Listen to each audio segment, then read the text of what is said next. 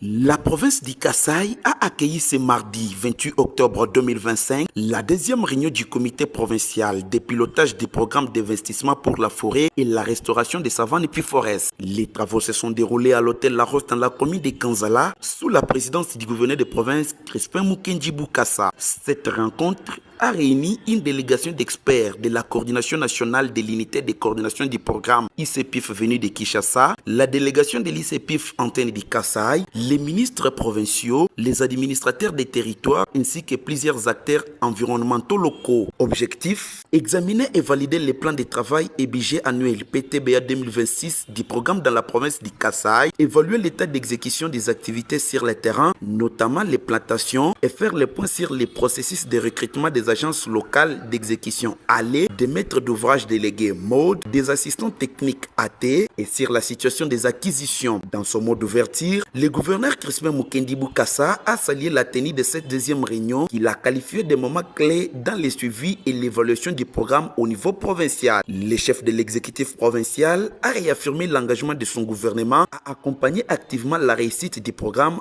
en soulignant son importance pour le développement durable, la protection de l'environnement et l'amélioration des conditions de vie des communautés locales. Son leadership éclairé en matière de lutte contre le changement climatique, ainsi que sa vision de positionner la RDC comme pays solution face aux enjeux et défis environnementaux auxquels le monde entier est confronté.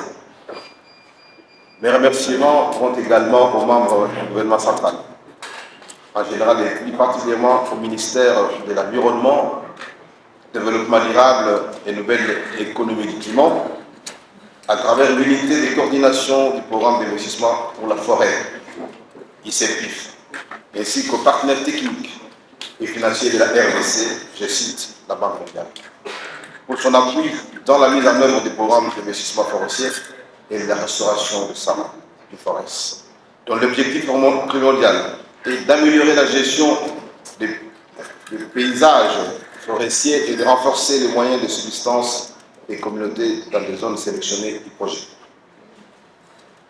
Mesdames et messieurs, cette deuxième réunion du comité de pilotage marque un moment clé dans le suivi et l'évaluation de la mise en œuvre du programme au niveau provincial.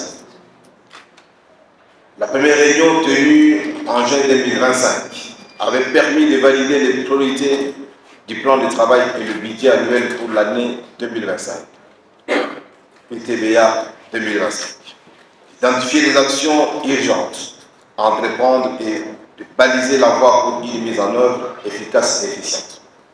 Mesdames et messieurs, aujourd'hui, à l'occasion de cette deuxième réunion, nous sommes appelés à évaluer le progrès réalisé dans la mise en œuvre du projet pour la province du Kasaï par la présentation de l'état d'avancement des activités du projet, composante par composante, et des niveaux d'atteinte de chaque indicateur intermédiaire ainsi que la gestion des risques environnementaux et sociaux.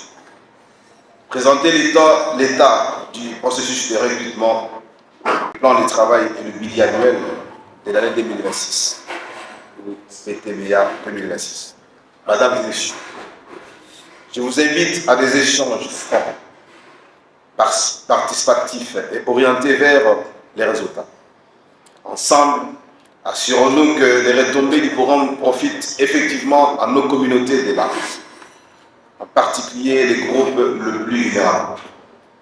Je vous encourage à formuler des recommandations concrètes, utiles et réalistes.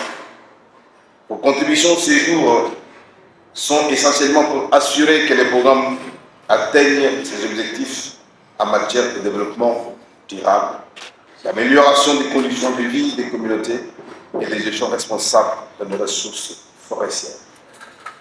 Je salue l'implication de chacun dans ce processus. Je réaffirme l'engagement de mon gouvernement à accompagner activement la réussite du programme. La mise en œuvre du projet connaît certainement et connaîtra dans l'avenir aussi des contraintes dans son avancement. Nous demandons ainsi à l'UCPIF de travailler en impliquant de manière responsable tous les services provinciaux concernés pour apporter l'appui nécessaire. Je profite ici de l'occasion de la mise en œuvre des protocoles d'accord qui, en conscience mutuelle, fixent les modalités de collaboration du projet avec la province et les territoires pour nous permettre de regarder tous ensemble dans la même direction.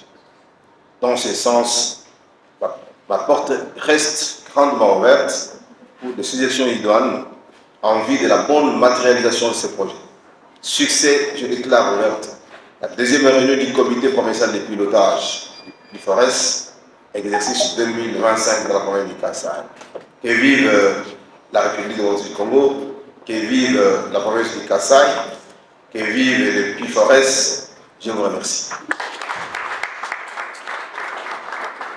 Pour sa part, Yannick Luamba, représentant du coordonnateur national des PIFORES, s'est réjoui des résultats déjà obtenus au cours de la première phase du projet. Il a promis qu'en 2026, PIFORES connaîtra une montée en puissance en termes d'activité grâce à une préparation jugée satisfaisante. Plus d'une année qu'on a commencé au niveau de la province du Kasaï central.